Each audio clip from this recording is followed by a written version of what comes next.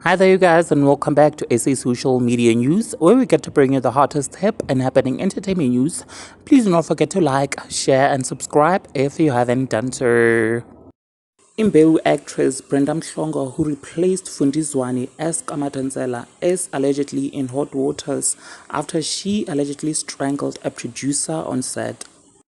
The Sunday World reports that a source told them that the producer screamed for help when the actress strangled her, and also added they were not shocked by Mhlongo's actions as the conditions the actors are working under at Imbewu are toxic.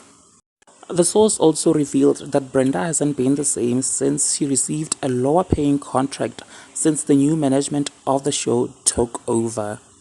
The new management brought with them very rude and unprofessional crew members who were treating actors and other people like crap. Many people have been on depression pills since the new management took over. The work environment is no longer enjoyable and people are scared to talk because they do not want to be fired as the new management does not like to be challenged, said the source.